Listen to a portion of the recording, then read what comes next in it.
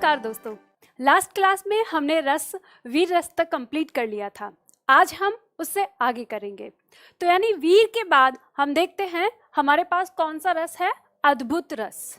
जैसे इसका नाम है अद्भुत रस, तो इसी से हमें पहचानना है। अद्भुत मतलब जहां पर भी कोई आश्चर्यजनक बात होगी या आश्चर्यजनक कोई घटना होगी या हमारे मन में किसी भी काव्य को सुनकर देखकर कोई आश्चर्य उत्पन्न होगा, वहां पर हमारा अद्भुत रस होगा। ठीक है, तो हम ये पहचान कर सकते हैं। स्थायी भाव क्या होगा इसका, विस्मय।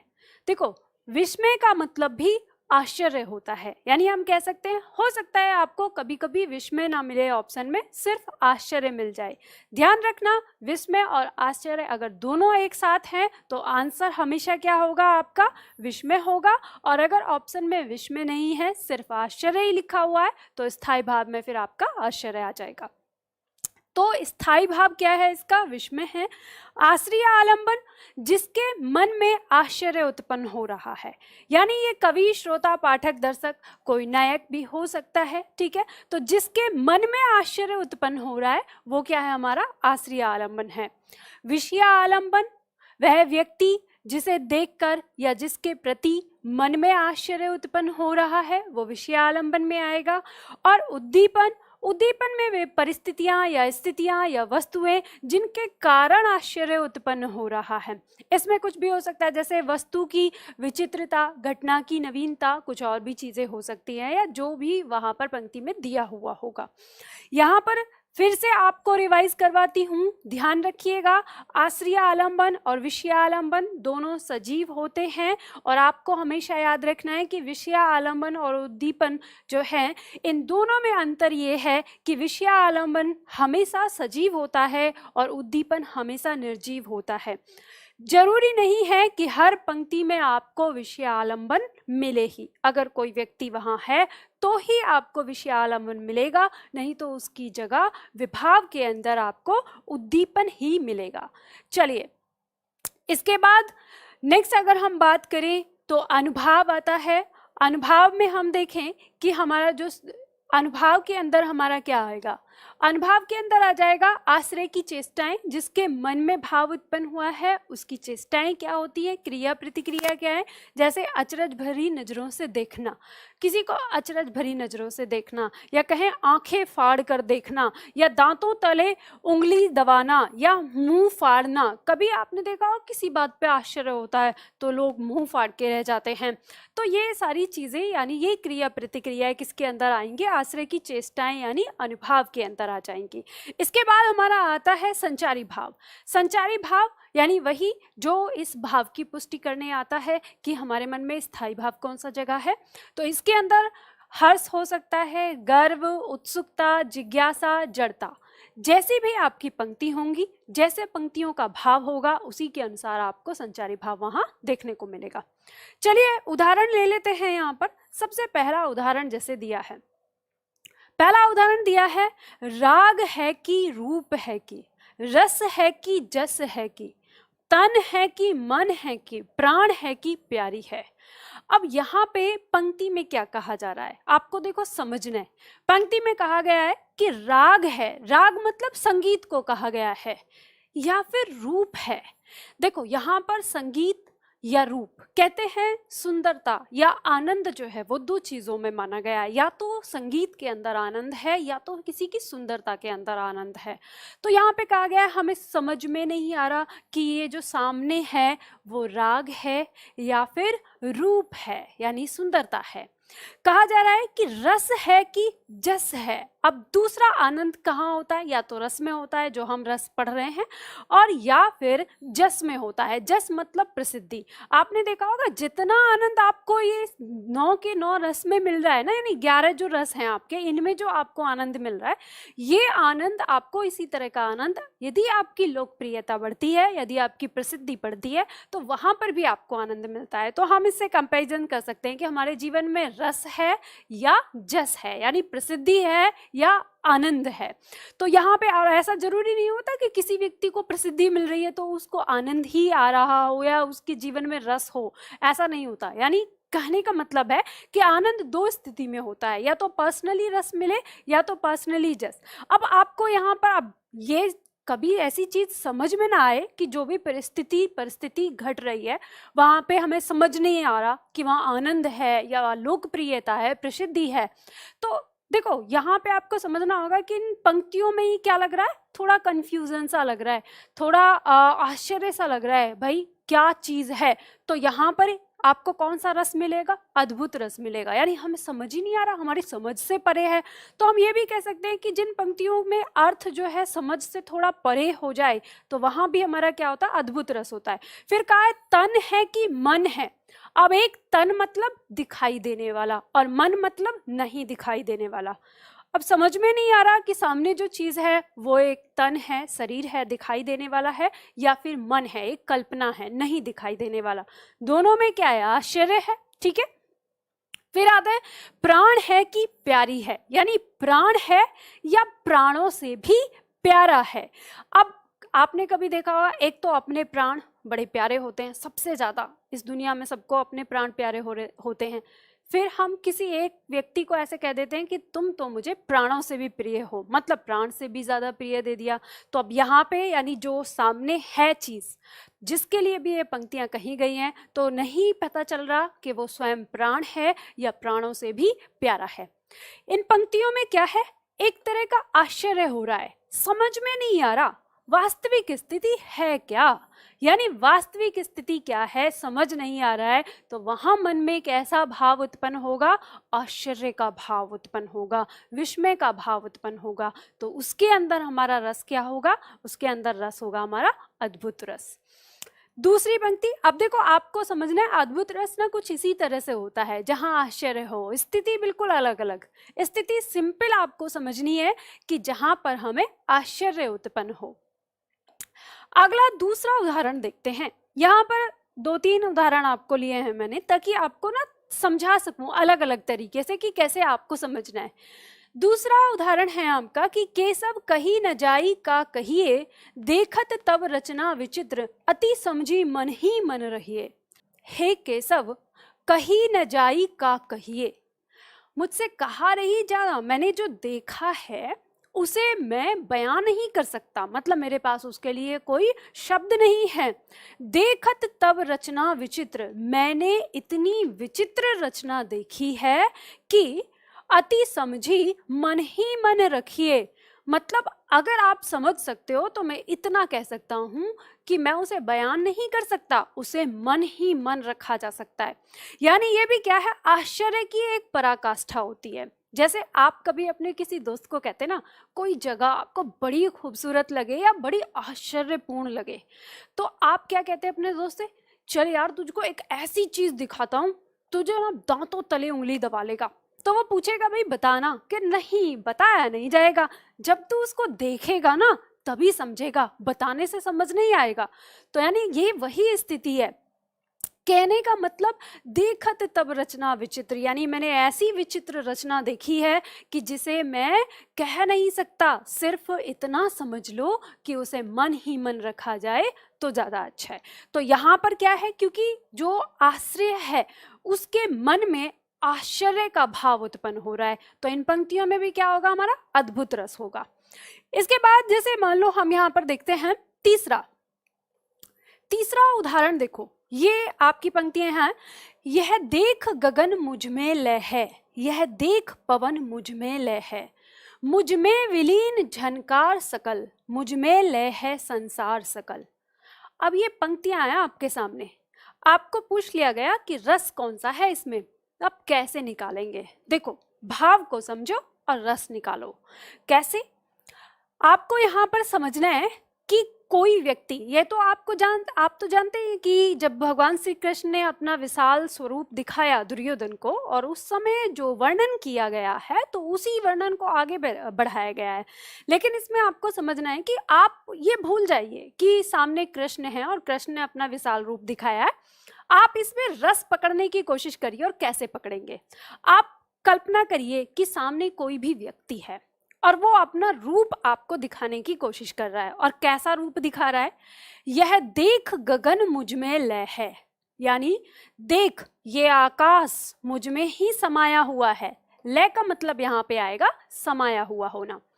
अब कोई व्यक्ति आपके सामने ऐसा प्रकट हो जाए जिसके अंदर सारा आकाश समाया हुआ आपको नजर आए, तो कैसा लगेगा आपको? आश्चर्य होगा।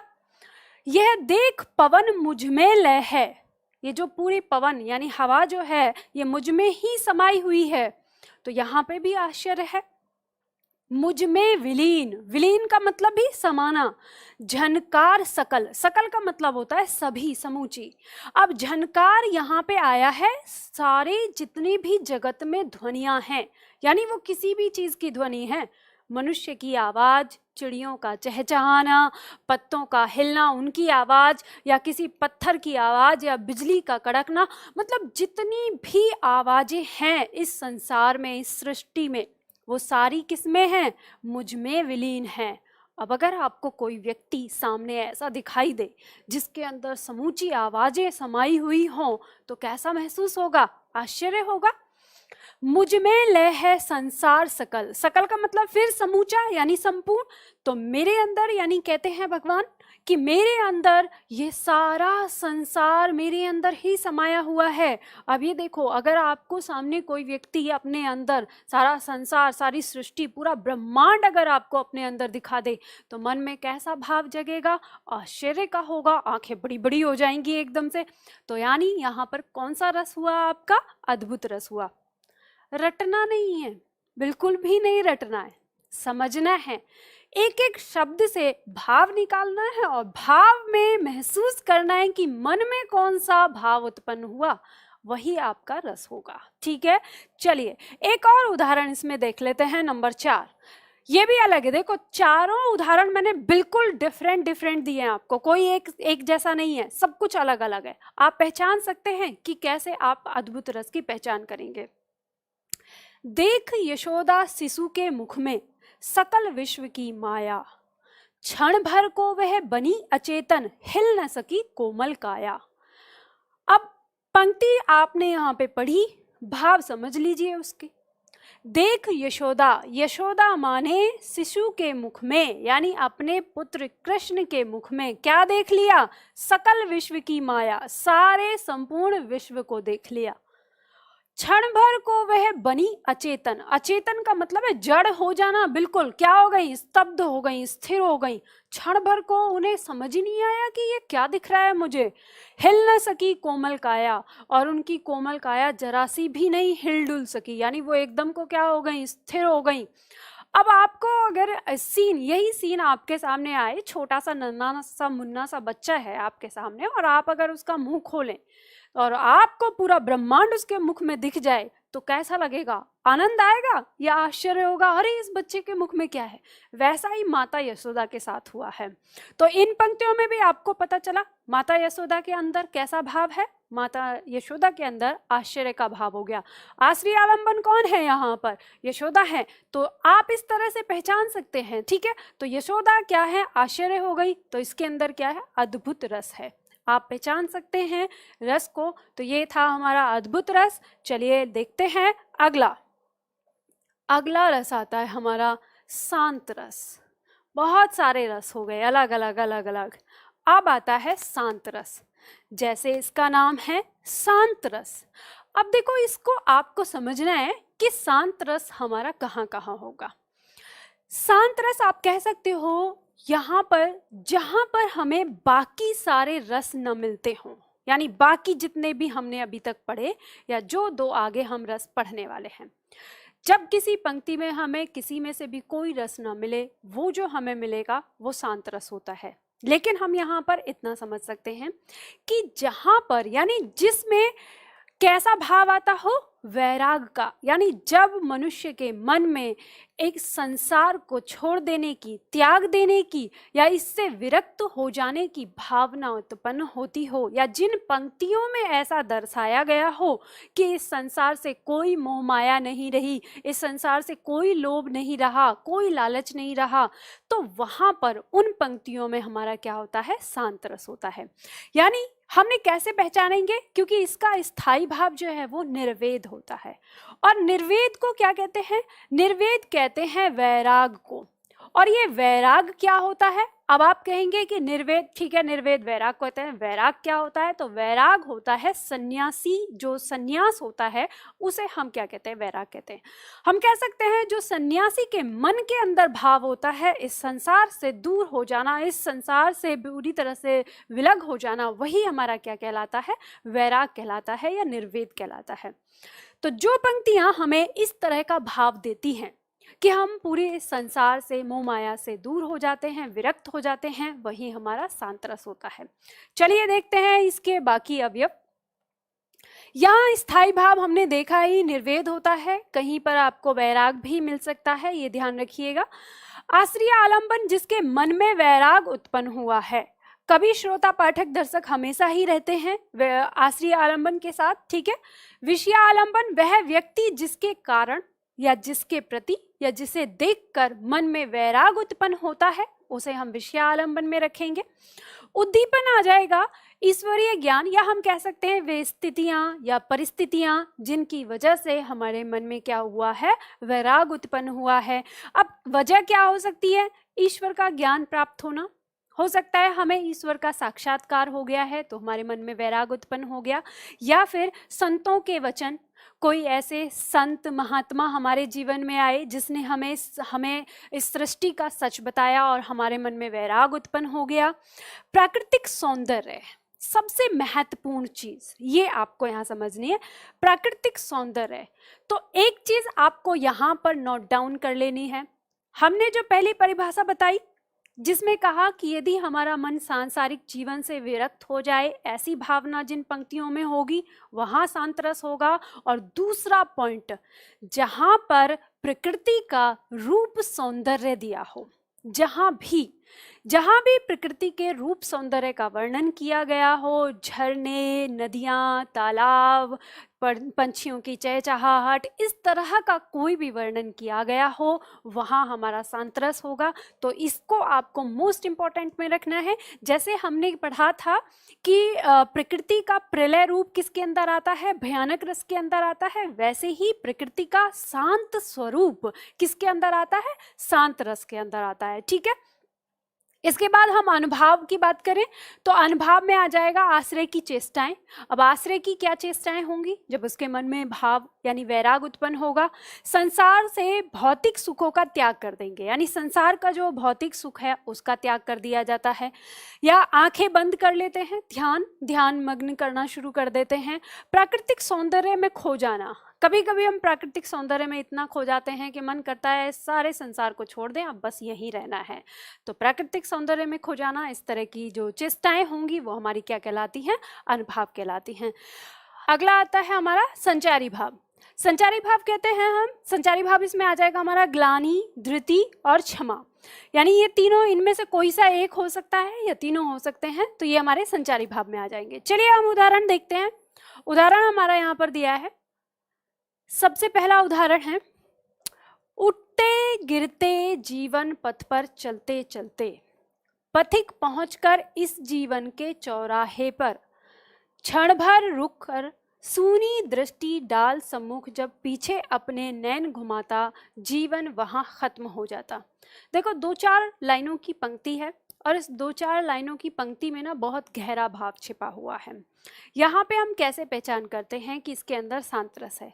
इसके अंदर बात क्या दी है? देखो यहाँ कहा है उठते गिरते। इस उठते गिरते इन 2 शब्दों के अंदर पूरे बचपन को दिखाया है। कोई भी एक मनुष्य, यानी हम अगर कॉमन इंसान की बात करें, एक सृष्टि में यानी इस पृथ्वी लोक पर अगर हम इंसानों की पूरी संख्या को लें, जैसे 100% लोग, उनमें से 80% लोगों का जीवन कैसा होता है? बिल्कुल ऐसा जैसा यहाँ पर दिखाया गया है पंक्ति में। अब आपको ना यहाँ पर एक चीज और पता चलेगी, जैसे हिंदी साहित्य या कोई भी साहित्य हम मानव से यानी मनुष्य से कैसे संबंधित होता है, कैसे हमारे जीवन की चीजों को वो हमें दिखाता है। तो यहाँ कहा है उठते गिरते, इन 2 शब्दों के अंदर पूरा बचपन दिखा दिया। हम गिरते चलते यानी बचपन से लेके किशोर अवस्था तक, जीवन पथ पर चलते चलते। अब ये जो जीवन पथ पर चलते चलते है, ये इस पंक्ति के अंदर आपकी किशोर अवस्था से लेकर आपकी प्रौढ़ अवस्था का समय, गिरते पड़ते जब तो हम जीवन में बचपन में जैसे था वैसे किया, फिर जीवन पथ पर अब हमने बहुत अपने मूल्य बना लिए। हमें क्या करना है, शादी करनी है, बच्चे पैदा करने हैं, फिर उनको पढ़ाना है, लिखाना है, उनको बड़ा करना है, उनकी शादी करनी है, उनकी जिम्मेदारी पूरी कर देनी है। ये हमने क्या बना रखा है, अपना जीवन पथ बना रखा है। नॉर्मल 80% लोगों का यही जीवन पथ है। तो जीवन पथ पर चलते चलते पथिक पहुंचकर, यहाँ पर पथिक इसी मनुष्य के लिए आया है। ये मनुष्य इस जीवन के चौराहे पर, अब जानते हैं चौराहा क्या होता है, जहाँ 4 रास्ते होते हैं। चौराहा किस तरह का आता है, जब जैसे वो 60 की दहलीज के आसपास आता है, तो उस समय क्या होता है कि उसके बच्चे जवान हो चुके हैं, वो अपनी लाइफ में आगे बढ़ गए हैं, उनकी फैमिली भी आगे बढ़ने लगी, यानी बेटे की शादी हो गई है और बेटे को भी बच्चा हो गया है।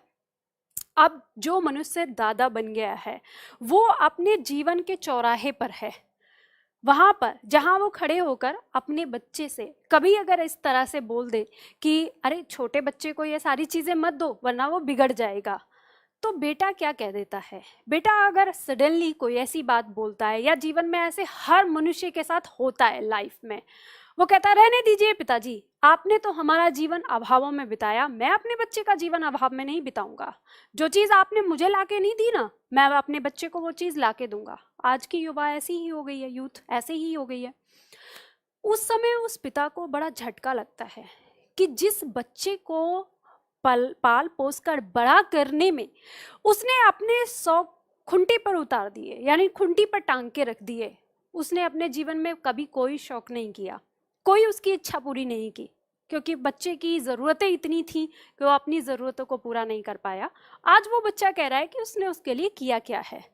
तो वो उस समय क्षण भर थोड़ी देर के लिए रुकता है और अपने जीवन पर पलट कर देखता है, तो सूनी दृष्टि डाल सम्मुख जब पीछे अपने नयन घुमाता, जब पीछे अपना पलट कर देखता है, उसे क्या समझ में आता है, जीवन वहां खत्म हो जाता। अब उसका जीवन खत्म हो चुका है। उसने अपनी जवानी, अपनी किशोर अवस्था, अपना बचपन इस दुनिया के रीति रिवाज उन्हीं सारी चीज़ों में गुजार दिया, और आज उसका जीवन क्या हो गया है, ख़त्म हो गया है। अब जिन सारी चीज़ों को बनाने के लिए उसने अपने जीवन को कुर्बान कर दिया, आज उन चीज़ों को उसकी ज़रूरत नहीं है, और आज वो ये कहने वाले हैं कि उन्होंने किया ही क्या है। जब ऐसी क्षण, इस तरह का मूवमेंट हर इंसान के जीवन में अक्सर आ जाता है, आता रहता है। आप लोगों ने भी अपने आसपास देखा होगा, नहीं देखा होगा तो महसूस जरूर करिएगा।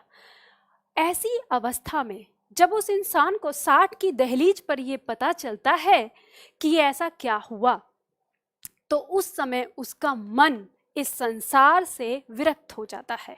वो मोह माया से दूर हो जाता है, पूरी तरह से सारी चीजों को त्याग देता है। उस समय उसके मन में यहाँ पर क्या उत्पन्न होता है, निर्वेद, वैराग, और इन पंक्तियों में फिर क्या होता है, हमारा शांत रस होता है।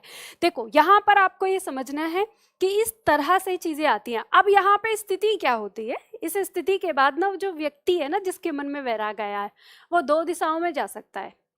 एक तो वो साइलेंट हो जाएगा, अपनी फैमिली में रह के साइलेंट हो जाएगा, अब वो किसी से कुछ नहीं कहेगा।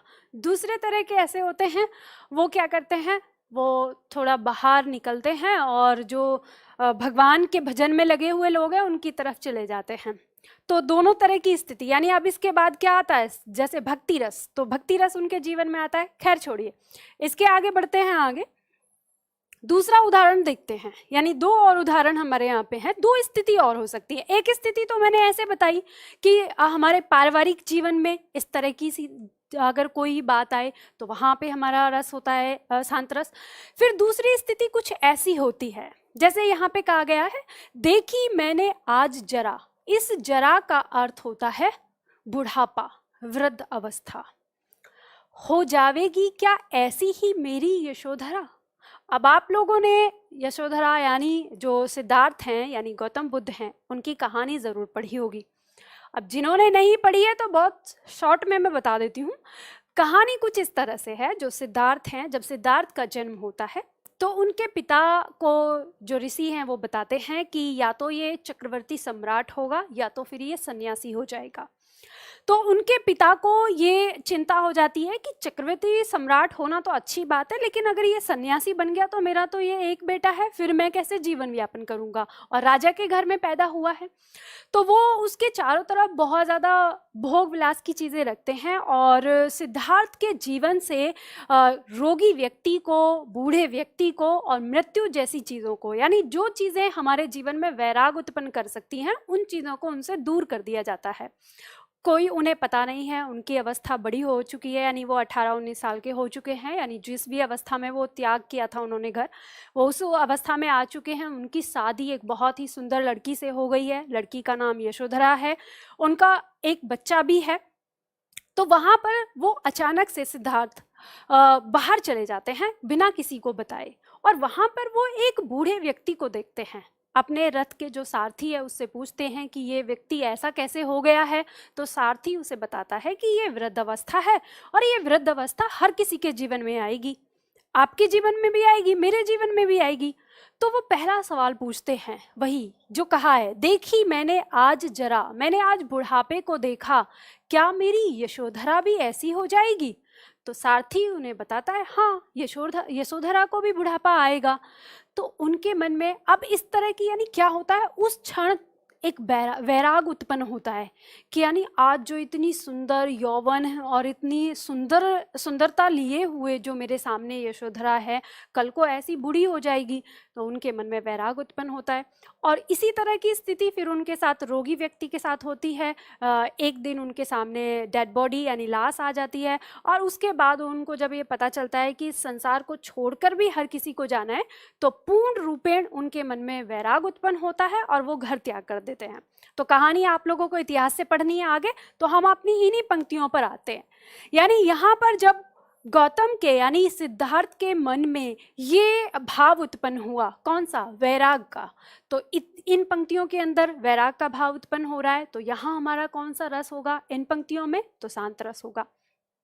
चलिए आगे बढ़ते हैं। देखो यहाँ मैं कोशिश आपको ना बार बार इस तरह से करती हूँ कि आप इन पंक्तियों के भाव को, बहुत सारे स्टूडेंट हमेशा यही कहते हैं कि जल्दी से बताओ मैडम, आगे बढ़ो, जल्दी से बता के आगे बढ़ना मेरा मकसद नहीं है। मेरा मकसद है आपको ट्रिक नहीं देना, मेरा मकसद है आपको समझाकर इस तरह से रमा देना कि आप कभी भी इन पंक्तियों को पढ़ें, कभी भी देखें, तो आप इनमें सारी चीज़ें निकाल सकें, चाहे वो आपका रस पूछा हो, चाहे वो आपका अलंकार पूछा हो। साथ ही साथ आप ये भी चीज़ ध्यान में रखिएगा, दिमाग में रखिएगा, यहाँ पर मैं आपको पदों की व्याख्या करना भी सिखा रही हूँ। यानी पद की व्याख्या कैसे आपको करनी है ये भी आपको ध्यान में रखना है। यानी जब हम, जो विद्यार्थी सब्जेक्टिव एग्जाम की तैयारी कर रहे हैं, उनको इसकी व्याख्या भी सीखनी है। और साथ ही साथ ये ध्यान में रखना है कि यदि आपको रस और अलंकार निकालना आ जाता है पदों के अंदर, तो फिर आपको मार्क्स, कहते हैं ना, अगर आप विशेष करके नीचे लिख दें कि इसके अंदर ये रस है, ये अलंकार है, रस के अंदर इसमें आश्रय आलंबन ये है, उद्दीपन ये है, अनुभाव ये है, अगर आपको जितनी नॉलेज है अगर आप उतना नीचे विशेष में करके डाल देते, तो आपका जो प्रश्न होता है, यानी जो आपने आंसर लिखा है, उसमें क्या होता है, वजन आ जाता है और आपको 1-2 नंबर ना थोड़े फालतू मिलते हैं। तो इन सारी चीज़ों को आपको ध्यान रखना है, सीखना है धीरे धीरे से। कभी कोई टीचर इन चीज़ों को नहीं सिखा सकता, आपको इस तरह की चीज़ों को कैच करना होता है। ये वाली चीज़ मैं किन विद्यार्थियों के लिए बता रही हूँ, उनके लिए जिनको सब्जेक्टिव एग्जाम की तैयारी करनी है या उन्हें सब्जेक्टिव एग्जाम देना है। नेक्स्ट देते हैं नंबर 3। नंबर 3 में प्रकृति के यौवन का श्रृंगार करेंगे कभी न बासी फूल, मिलेंगे वे जाकर अतिशीघ्र, आह उत्सुक है उनकी धूल। दोनों तरह की चीजें आ गई हैं। हालांकि नीचे वाली लाइन आपके एग्जाम में ये नहीं पूछी जाती है, सिर्फ ऊपर वाली लाइन आती है। हम नीचे वाली लाइन भी लेते हैं तो भी हमें इसके अंदर सांतरस ही मिलता है, क्योंकि यहाँ पर भी वैराग की बात हो रही है। लेकिन अगर हम बात करें ऊपर वाली पंक्ति की, जो एग्जाम में पूछी जाती है कि प्रकृति के यौवन का श्रृंगार, यानी ये जो प्रकृति है, ये सृष्टि है, इसके यौवन का श्रृंगार हमेशा कौन से फूल करते हैं, जो एकदम तरोताजा होते हैं, कभी भी मुरझाए हुए। बासी फूल का मतलब है यहाँ पर मुरझाए हुए। कभी भी मुरझाए हुए फूल प्रकृति व्यक्ति के यौवन का श्रृंगार नहीं करते। अगर हम इसका भावार्थ देखें तो हम कह सकते हैं कि यहाँ पर ये बात कही गई है कि जिनके अंदर आलस्य होता है, उदासी होती है, या जो उदासीहीन होती है, यानी उदास रहते हैं हमेशा, उनके अंदर कोई जोश नहीं है, उत्साह नहीं है, तो ऐसे लोगों को ये प्रकृति बहुत जल्दी यहाँ से हटा देती है, या हम कह सकते हैं कि वो दौड़ से बाहर हो जाते हैं। एक मोटिवेशन भी मिल गया आपको यहाँ पर। क्या आपको हमेशा एनर्जी में रहना है, ताकत से, ठीक है, ताकत में रहना है, हमेशा उत्साह, खुशियां, एकदम बिल्कुल कहते हैं ना मुस्कुराते हुए जीना है इस प्रकृति में रहने के लिए। चलिए अगला लेते हैं, ये हमारा शांत रस था। अगला रस लेते हैं भक्ति रस। भक्ति रस जैसा इसका नाम, जहाँ पर ईश्वर के लिए भक्ति की जाए, जहाँ ईश्वर का गुणगान किया जाए, वहाँ पर क्या होगा, हमारा भक्ति रस होगा। चलिए स्थायी भाव, अगर हम यानी परिभाषा की बात हम इतना कर सकते हैं, आप इसमें लिख सकते हैं कि जिस काव्य के अंदर ईश्वर के प्रति भक्ति भाव या ईश्वर के प्रति प्रेम भाव दिखाया गया हो, वहाँ क्या होगा, भक्ति रस। इसके साथ साथ इसमें एक और लाइन आप जोड़ लीजिए, जिन पंक्तियों में गुरु के प्रति श्रद्धा दिखाई गई है, उन पंक्तियों में भी क्या होता है, हमारा भक्ति रस होता है। यानी जैसे हमारी मान लो पंक्ति कही गई है कि गुरु गोविंद दोऊ खड़े काके लागू पाए, बलिहारी गुरु आपने गोविंद दियो बताए, और इस पंक्ति के अंदर आपसे पूछा जाए कि कौन सा रस है, तो वहाँ भी आपका क्या आएगा, भक्ति रस आएगा। क्यों? क्योंकि इसमें गुरु की महिमा को बताया गया है। तो आपको यहाँ पर दो चीज़ नोट करनी है, भक्ति के अंदर ईश्वर के प्रति प्रेम या ईश्वर के प्रति भक्ति की जहाँ पर वर्णन किया जाएगा वहाँ भक्ति रस होगा, और दूसरी बात गुरु के प्रति श्रद्धा, गुरु के प्रति प्रेम, गुरु के प्रति जो भक्ति दिखाई गई है, वहां पर भी क्या होगा, भक्ति रस होगा। स्थायी भाव इसका आ जाएगा ईश विषयक रति।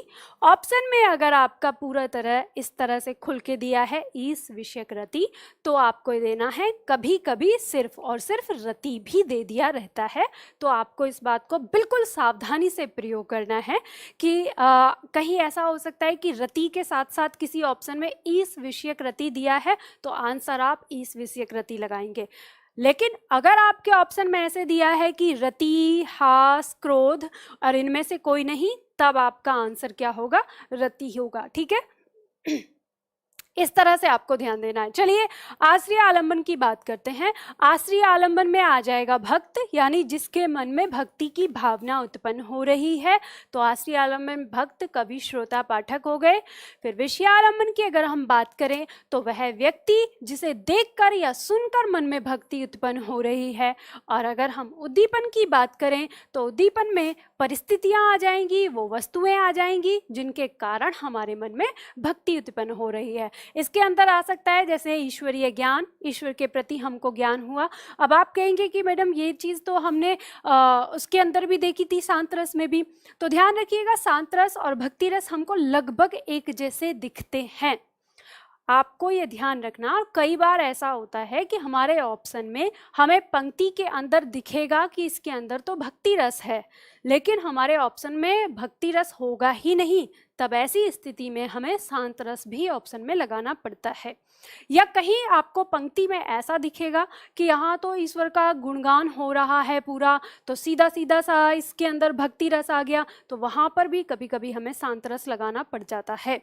तो ये आपको ध्यान है, वो रेयर आता है, वो आता है आपकी शिक्षा वाली एग्ज़ाम में, जैसे जो आपके टीजीटी, पीजीटी इस तरह के एग्ज़ाम आते हैं, वहाँ पे इस तरह की चीज़ों के प्रश्न देखे गए हैं कि ऑप्शन में 4 दे दिया है, शांत रस दिया हुआ है, पंक्तियों में आपको भक्ति दिख रही है, लेकिन आप कहते हैं कि ये तो प्रश्न गलत है। तो ऐसी अवस्था में आप शांत रस का चुनाव कर सकते हैं, क्योंकि ईश्वर की भक्ति भी क्या है, हमारे मन में निर्वेद जैसी ही भावना लाती है। तो ये आपको ध्यान रखना है। तो इसके अंदर ईश्वरीय ज्ञान हो गया, संतों के वचन हो गए, मंदिर हो गई, मूर्ति हो गई। थोड़ा सा अंतर बस ये होता है कि भक्ति रस के अंदर ना हमें ईश्वर की साकार ईश्वर दिखाई देता है, लेकिन कभी कभी निराकार ईश्वर जिन पंक्तियों में होता है वहाँ शांत रस और भक्ति रस में थोड़ा सा कन्फ्यूजन होता है। तो आपको ध्यान रखना है, जहाँ पर सीधा सिंपल सा हमारा क्या दिया है, भक्ति यानी ईश्वर की प्रेम की बात की गई है, वहाँ भक्ति रस होगा, बाकी सब में शांत होता है। चलिए अनुभाव की अगर हम बात करें तो आश्रय की चेष्टा हो जाएगी। अब आश्रय की चेष्टा क्या हो सकती है? सेम भक्ति रस के जैसे भी हो, शांत रस के जैसे भी हो सकती है, थोड़ी सी अलग भी हो सकती है, जैसे ध्यान लगाना, आंखें बंद करके बैठ जाना, माला जपना, भक्ति के भजन गाना, भक्ति में नाच गाना करना आदि, इस तरह से हो सकता है। संचारी भाव के अंदर आ जाएगा दीनता, धृति, क्षमा, दया आदि, इस तरह के हमारे क्या आ जाएंगे? संचारी भाव आ जाएंगे। चलिए हम उदाहरण देखते हैं। उदाहरण हमारा इसमें क्या दिया है? सबसे पहला उदाहरण दिया हुआ है यहाँ पर, मेरो मन अनंत कहाँ सुख पावे, जैसे उड़ जहाज को पंछी पुन जहाज पे आवे, कमल नैन को छाड़ महात्म और देव को ध्यावे, परम गंग को छाड़ प्यासो दुर्मत कूप खनावे, सूरदास प्रभु काम धेनु तज छेरी कौन दुहावे। अब देखो इन पंक्तियों में ईश्वर के प्रति अनन्य भक्ति को दिखाया गया है। जो हमारे सूरदास जी हैं उन्होंने भगवान श्री कृष्ण की भक्ति की करते हुए ये कहा है, यानी सूरदास क्या कहते हैं कि मेरा जो मन है ना वो सिर्फ श्री कृष्ण की भक्ति में लगा हुआ है, यानी मेरा मन श्री कृष्ण की भक्ति करता है, इसके अलावा वो किसी और देवता को नहीं पूजता। उसके साथ ही उन्होंने कहा है कि अगर मेरा मन किसी और दूसरे देवता की तरफ जाता भी है तो मेरा मन जल्दी ही वापस कृष्ण की ओर आ जाता है। उसी चीज को इन्होंने अलग अलग उदाहरण देकर समझाने की कोशिश की है कि मेरे मन की दशा कैसी है। तो यहाँ कहते हैं कि मेरा मन अनंत कहाँ सुख पावे। यहाँ जो अंत दिया है ना, अनंत, अनंत का मतलब यहाँ पे है कि मेरा जो मन है अंततः लौट कर एक ही जगह आता है, यानी आखिरकार हम ये कह सकते हैं कि मेरा जो मन है वो कहीं पर भी सुख नहीं प्राप्त करता। कहाँ सुख प्राप्त करता है? सिर्फ एक कृष्ण के चरणों में। जैसे उड़ जहाज को पंछी, जिस प्रकार से पानी के जहाज का पंछी उड़कर आगे उड़कर चला जाता है, लेकिन जब जहाज दूर रह जाता तो फिर वापस, कहा है ना, पुण्य जहाज पे आवे, वापस फिर जहाज पे आकर बैठ जाता है, वैसे ही मेरा मन है। अगर गलती से किसी और देवता की तरफ जाता है तो भी वापस कहाँ आ जाता है? कृष्ण की भक्ति में आ जाता है। इसके बाद दूसरे उन्होंने आपको इसको आगे थोड़ी सी व्याख्या करने की कोशिश करी है। इन्होंने कहा है जैसे कमल नैन को छाड़ महात्म और देव को ध्यावे, यानी वो कहते हैं कि इसका रीजन एक और भी है कि कमल नैन यहाँ पे अब श्री कृष्ण के लिए कहा गया है। हालांकि कमल नैन हम राम को भी कहते हैं और कमल नैन हम विष्णु को भी कहते हैं, लेकिन इन पंक्तियों में कमल नैन कृष्ण के लिए कहा गया है कि कृष्ण को छोड़कर महातम तम माने होता है अंधेरा, और महातम मतलब बड़ा अंधेरा नहीं। अब इसका मतलब क्या बना है? महातम का मतलब हो गया महामूर्ख, यानी कोई महामूर्ख ही होगा जो कृष्ण को छोड़कर और देव को ध्यावे, किसी और दूसरे देवता की पूजा करे। जैसे अब वो बताते हैं कि ये तो बिल्कुल वैसा ही होगा, परम गंग को छाड़ पियासो दुर्मति कूप खनावे। अब दुर्मति यहाँ पे फिर से किसके लिए आया? मूर्ख व्यक्ति के लिए आया। दुर माने बुरा और मति माने बुद्धि, जिसकी बुद्धि बुरी हो गई हो, मतलब जिसमें कोई बुद्धि ना हो। तो यहाँ कहा गया है कि कोई जो मूर्ख बुद्धि वाला ही होगा जो परम पावनी गंगा को छोड़कर, यानी जो प्यासा, मूर्ख प्यासा, कूप खनावे, कूप माने कुआ, और कुआ खोदेगा और फिर पानी पिएगा, यानी कोई ऐसा मूर्ख व्यक्ति होगा जो सामने गंगा पड़ी हुई है और उसको छोड़कर वो पानी पीने के लिए क्या कर रहा है? कुआ खोद रहा है। तो यहाँ पर बिल्कुल वैसे ही कहा है कि इसी तरह से कृष्ण को छोड़कर किसी दूसरे देवता की पूजा करना मुझे बिल्कुल वैसा ही लगता है। यहाँ पे उन्होंने अपनी अनन्य भक्ति को दिखाया है। और क्या कहा है? वो सूरदास कहते हैं कि बिल्कुल वैसा ही होगा जैसे कामधेनु तज, तज मतलब छोड़कर, त्याग कर, कामधेनु जो सारी इच्छाओं को पूरा करने वाली हैं, ऐसी गाय को छोड़कर छेरी कौन दुहावे। अब छेरी का मतलब यहाँ पे बकरी के लिए आया है, यानी ये तो वही वाली बात होगी, अगर कृष्ण को छोड़कर किसी दूसरे देवता की पूजा की जाए या उनको ध्याया जाए तो जैसे सामने साक्षात गाय को छोड़कर, कामधेनु को छोड़कर कोई बकरी का दूध निकालने लगे। तो यहाँ पे उन्होंने अपनी किसको दिखाया? अनन्य भक्ति को दिखाया। कृष्ण की अनन्य भक्ति दिखाई गई है, तो इसके अंदर क्या होगा? भक्ति रस होगा। चलिए नंबर 2 हमारा दिया है यहाँ पर। नंबर 2 में कहा गया है, पायो जी मैंने राम रतन धन पायो, वस्तु अमूल दी मेरे सदगुरु, कृपा कर अपनायो। ये पंक्तियां मीरा जी की हैं। एक बात और याद रखिए, मैंने अक्सर स्टूडेंट के मुख से ये बात सुनी है कि कुछ लोग कहते हैं कि जहाँ पर मीरा जी कृष्ण को अपना पति मानती हैं या कृष्ण के प्रति अपने प्रेम को प्रदर्शित करती हैं, तो अक्सर लोग उसे श्रृंगार रस में रख देते हैं। आपको ये बात ना सावधानी से रखनी होगी। कैसे? आपको ध्यान रखना है, श्रृंगार रस वहाँ होता है जहाँ नायक और नायिका का वर्णन हो, और कृष्ण और मीरा कोई नायक या नायिका नहीं थे। ये आप भी अच्छी तरह से जानते हैं स्थिति परिस्थिति को, कि नायक और नायिका के बीच में यानी प्रेमी और प्रेमिका के बीच में अगर कृष्ण राधा को लेते हैं तो वो हैं मतलब कृष्ण और राधा हैं, मीरा और कृष्ण नहीं है। मीरा आधुनिक समाज की यानी हम कहें जो हमारा भक्ति काल था, भक्ति काल में मीरा भक्ति काल में पैदा हुई यानी कलयुग में पैदा हुई, और कृष्ण को हम द्वापर युग का मानते हैं। तो वो कहाँ द्वापर युग के व्यक्ति और ये कहाँ कलयुग की स्त्री। तो इन दोनों के बीच में श्रृंगार कभी नहीं हो सकता। श्रृंगार मतलब जहाँ पर वासना भी हो या जहाँ पर शारीरिक मिलन हो, वहाँ श्रृंगार होता है। तो इसीलिए सावधानी से ध्यान रखना है, मीरा के दोहे हमेशा और हमेशा भक्ति रस के अंदर आते हैं।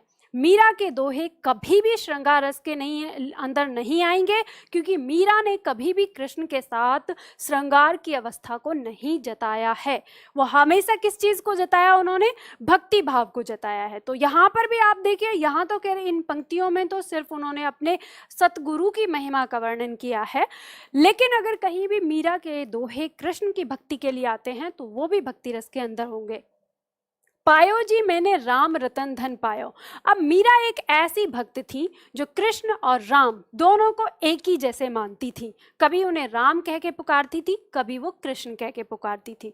तो यहाँ वो ही कहती है कि वस्तु अमूल दी मेरे सतगुरु, मेरे सतगुरु तुमने मुझे बहुत अमूल वस्तु दी है और तुमने मुझ पर बहुत बड़ी कृपा की है जो मुझे अपनाया है, क्योंकि मैंने आपके माध्यम से अपने राम रत्न धन को प्राप्त कर लिया है। तो इसमें अपने गुरु के प्रति उनकी अनन्य भक्ति है, तो इस कारण भी इसके अंदर क्या है? भक्ति रस है। चलिए नेक्स्ट देखते हैं तीसरा। ये तीसरा जो हमारी पंक्तियां हैं ये हमारे कबीरदास जी की हैं। कबीरदास जी ने यहाँ पे कहा है इन पंक्तियों के अंदर कि तू तू करता तू भया, मुझ में रही न हूं, यानी तेरा नाम लेते लेते मेरा जो मन है वो तेरे अंदर ही समा गया है और मुझ में रही न हूँ, मेरे अंदर कोई हूँ नहीं रही। यहाँ हूँ का मतलब क्या है? यहाँ हूँ का अर्थ है अहंकार, यानी मनुष्य के अंदर जो अहंकार होता है उसके लिए कहा गया है कि यहाँ पर क्या है? हूँ का मतलब अहंकार। तो मेरे अंदर का जो अहंकार था वो तेरा नाम लेते लेते क्या हो गया है? खत्म हो गया है, चारों तरफ तू हो गया। बारी फेरी बल गई जित देखा तित तू, मैंने तेरे नाम का इतनी बार फेरी लगाई कि मेरे अंदर की बली गई, मतलब जितनी भी अकड़ थी ना मेरे अंदर की सारी अकड़ निकल गई, सारा अहंकार निकल गया। अब जित देखा तित तू, अब मैं जिधर देखता हूँ मुझे बस तू ही तू नजर आता है। तो यहाँ भी क्या है? एक भक्त की अपने ईश्वर के लिए निश्चल भावना है, पूरा प्रेम है। तो यहाँ पर निराकार ईश्वर के लिए कबीरदास ने जो पंक्ति कही है, तो ये सब भी हमारे किसके अंदर आएंगे? भक्ति रस के अंदर आएंगे। चलिए, तो ये था हमारा भक्ति रस। अब देखते हैं हम अगला वात्सल्य रस। वात्सल्य जैसे आप नाम से जान सकते हैं, जहाँ पर ममता हो, ठीक है, यानी हम कह सकते हैं वात्सल्य। वात्सल्य रस का मतलब क्या होगा? यानी जिस काव्य के अंदर किसी शिशु को या हम कहें कि किसी बालक को, किसी बच्चे को देखकर हमारे मन में जो ममता उत्पन्न होती है, जो प्रेम उत्पन्न होता है, वहाँ पर हमारा क्या होगा? वात्सल्य रस होगा। ठीक है, इसका स्थायी भाव अगर हम देखें तो संतान विषयक रति होगा। कुछ लोग इसका स्थायी भाव ममता भी कह देते हैं, तो ममता भी लिखा आपको मिल सकता है, क्योंकि आजकल का जो हमारा समय चल रहा है इसमें हमारा जो एग्जामिनर है वो कुछ भी लिख देता है, यानी अब वो चीज़ें तो रही नहीं जो किताबों में थी। आप अपनी मर्जी से कुछ भी बना देते हैं। आपको एग्ज़ाम पास करना है, उसके लिए आपको सावधान रहना है। तो याद रखिए, संतान विषयक रति अगर नहीं ऑप्शन में दिया है और उस ऑप्शन में सिर्फ एक ही एक ऑप्शन है, क्या, ममता, तो शायद हो सकता है। लेकिन मैं बता देती हूँ, मैं ये नहीं कह रही कि ममता ही होगा इसका स्थायी भाव। स्थायी भाव क्या होगा? संतान विषयक रति होगा। अब इसको आप दूसरे रूप में क्या कह सकते हैं? ममता कहते हैं। तो ऑप्शन में आपका जिस भी तरीके से दिया होगा, आपको उस तरह से आंसर लगाना है। चलिए इसमें देखते हैं हम आगे। आश्रय आलंबन। आश्रय आलंबन में यानी जिसके मन में ममता उत्पन्न होगी, तो किसके मन में होगी? माता पिता के मन में होगी, या जो उस व्यक्ति यानी जो उस बच्चे को देख रहा है, तो कवि, श्रोता, पाठक, दर्शक कोई भी उसके अंदर हो सकता है, या आश्रय आलंबन में आ जाएगा। विषय आलंबन में अगर हम देखें तो वो बालक जिसके बारे में बात कही जा रही है या जिसको देखकर मन में ममता उत्पन्न हो रही है। उद्दीपन में आ जाएंगी वे परिस्थितियां या स्थितियां जिन्हें देखकर या सुनकर मन में ममता उत्पन्न हुई है। स्थिति कैसी हो सकती है? जैसे बालक का घुटमन चलना, तुतलाकर बोलना, उसकी बाल लीलाएं आदि, ये किसके अंदर आएंगी? उद्दीपन के अंदर आएंगी। इसके बाद हम बात करें अगर अनुभव की, तो अनुभव में आश्रय की चेष्टाएं हो जाएंगी, यानी जिसके मन में भाव उत्पन्न हुआ है तो उसकी क्रिया प्रतिक्रिया क्या है।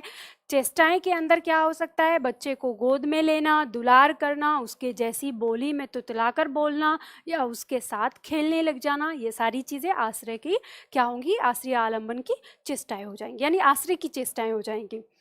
नेक्स्ट अगर हम बात करें संचारी भाव की, तो संचारी भाव यहाँ पे हमारा हर्ष, मोह, गर्व, उत्सुकता, चपलता, जिज्ञासा आदि हो सकते हैं।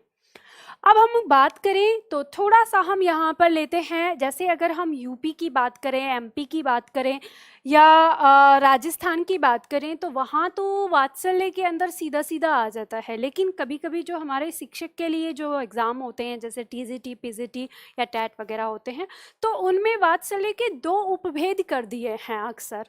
ये मैंने प्रश्न देखे थे उस आधार पर, इसलिए इनको 2 चीज़ों में मैंने बांट दिया है। 2 उपभेद क्या कर दिया? एक कर दिया गया है संयोग वात्सल्य और एक कर दिया है वियोग वात्सल्य। संयोग मतलब मिलन जो पास में है, और वियोग मतलब बिछड़ना। तो सीधा सिंपल सा है, इसमें कोई बहुत टेढ़ा नहीं है कि जो आपको समझ में नहीं आएगा, या आपको बहुत आसानी से समझ में आ जाएगा। यहाँ पे संयोग वात्सल्य की अगर हम बात करें, तो संयोग वात्सल्य में हम कह सकते हैं कि जब संतान सामने है, माता पिता के सामने है, या माँ के साथ है या पिता के साथ है, अटखेलियाँ कर रही है, खुशी का माहौल है, तो ऐसी स्थिति का जो वात्सल्य यानी जो इस तरह की पंक्तियाँ होंगी, वो हमारी संयोग वात्सल्य के अंदर आ जाएंगी। और वियोग की अगर हम बात करेंगे, तो वियोग मतलब जहां बिछड़ना होगा। चलिए इसको आगे बात करेंगे। सबसे पहले ना संयोग वात्सल्य के अंदर आने वाले उदाहरण देख लेते हैं। इसमें उदाहरण आता है, जैसे हम सबसे पहले उदाहरण की बात करें, तो पहला उदाहरण आता है हमारा, शोभित कर नवनीत लिए, गुटरन चलत रेणु तन मंडित, मुख दही लेप किए। अब यहाँ पर ये वर्णन तब का है जब भगवान श्री कृष्ण जो हैं वो हाथ में मक्खन लेकर, रोटी लेकर और आंगन में घुटवन चलते आ रहे हैं। तो वहाँ पे जो हमारे कवि हैं, सूरदास हैं, तो वो उस बात को कर रहे हैं कि शोभित कर, कर का मतलब है यहाँ हाथ में, नवनीत मतलब मक्खन।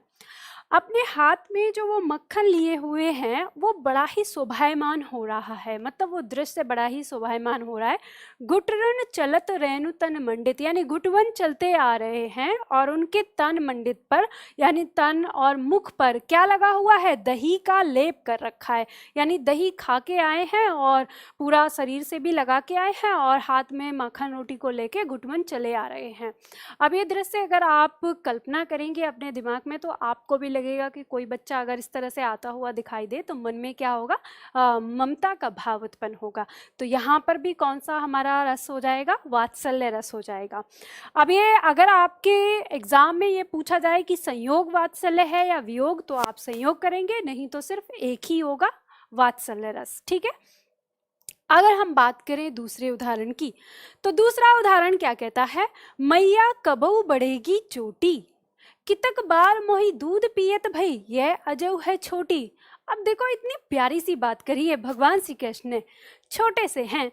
अब दृश्य कुछ ऐसा है, अगर देखो मैं आपको ये दृश्य ना बताऊं ना तो फिर इस रस का आनंद नहीं आएगा। यानी कहते हैं कि ये जो वात्सल्य रस यहाँ पर इन पंक्तियों में जो दिया है वो आनंद अधूरा रह जाएगा।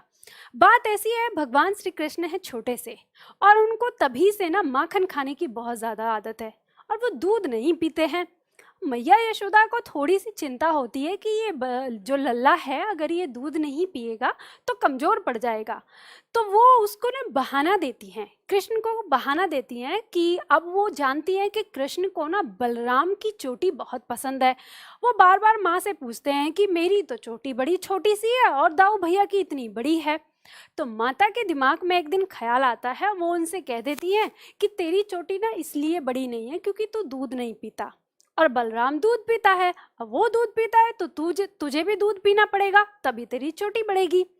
अब ये है बाल मन की शरारत। या आप देखें कि अब कृष्ण क्या कर रहे हैं, सुबह दोपहर शाम दूध पी रहे हैं, एक घूंट पीते हैं, फिर अपनी चोटी को पकड़ के देखते हैं कि नहीं बढ़ी नहीं बढ़ी। अब बच्चा क्या समझेगा। तो आप इस चीज को, इस दृश्य को कल्पना कर लीजिए कि भगवान श्री कृष्ण एक घूंट दूध पीते हैं, फिर चोटी पकड़ के देख रहे हैं, परेशान हो रहे हैं कि उनकी तो चोटी नहीं बढ़ रही। सुबह पिया, दोपहर पिया, शाम पिया, एक दिन हो गया, 2 दिन हो गया, चोटी बढ़ी नहीं। तो थक हार के आके मैया से पूछ ही लिया, मैया कबहू बढ़ेगी चोटी। हे मैया, ये मेरी चोटी कब बढ़ेगी। कितक बार मोही दूध पियत भई, इतना बार मुझे दूध पीते पीते हो गया, यह अजऊ है छोटी, यह अभी भी छोटी है। तो अब ऐसी बात पर आपके मन में कैसा भाव आएगा। आपको एकदम से लगेगा कि अरे वाह क्या बच्चा, मतलब कैसा मन करता है उस बच्चे को गोद में उठाओ और एक दुलार दो उसे। तो वैसे ही मन में क्या आता है, एक ममता का भाव उत्पन्न होता है। तो इन पंक्तियों के अंदर क्या हो जाएगा, वात्सल्य रस हो जाएगा। चलिए आगे अगर हम देखते हैं, अगला तीसरा आता है। तीसरा भी नटखट कान्हा की ही बातें हैं। यानी जो भगवान श्री कृष्ण हैं वो बचपन में बिल्कुल छोटे हैं, नन्हे मुन्ने से हैं। तो माता यशोदा ना उनको पालने में झुला रही हैं, शाम को या रात में उन्हें सुलाने की कोशिश कर रही हैं। तो हिलावे दुलावे मलरावे जो ही सोई कछु गावे। अब जो वो कृष्ण हैं, वो कृष्ण जब माता गाना गाती हैं तो अपनी आंखें बंद कर लेते हैं, और जब गाना बंद करती हैं तो वो फिर से आंख खोल लेते हैं और यशोदा फिर से उन्हें गाना गा के सुनाती हैं। तो वही माँ उनको पालने में झुलाने का आनंद ले रही हैं, और यानी हिलावे दुलावे, कभी कभी उनको गोदी में लेके हिलाती हैं, दुलार करती हैं, प्यार। मल्हावे जो ही सोई कछु गावे, और कभी उनको कुछ कुछ गाना गा के सुना रही हैं। तो इन पंक्तियों के अंदर क्या है, माँ और बच्चा है, तो इसके अंदर भी वात्सल्य रस होगा। तो इस तरह से हमें पता चलता है कि यह हमारा वात्सल्य रस हो गया। अब आपको देखना है तीनों में क्या है, संताना पास में है तो यहाँ संयोग संयोग वात्सल्य हो जाएगा। अगर हम बात करें वियोग वात्सल्य की, तो वियोग वात्सल्य में क्या होगा, जैसे हमने कहा संतान पास में होगी तो संयोग, लेकिन अगर संतान हमसे दूर हो गई है और उसकी बातों को याद करके कोई भी माँ या कोई भी पिता उदास हो रहा है या रो रहा है, तो वो जो वर्णन होगा वो वहाँ पर क्या कहलाएगा, वियोग वात्सल्य कहलाएगा। जैसे हम इन पंक्तियों को देखें तो ये हमारी कुछ पंक्ति क्या कह रही है कि संदेशो देवकी सो कहियो, हो तो दाह तिहारे सुत की दया करत ही रही हो, तुम तो टेव जानती ही हो ताऊ मोई कही आवे, प्रातः उठत मेरे लाल लड़े ते माखन रोटी भावे।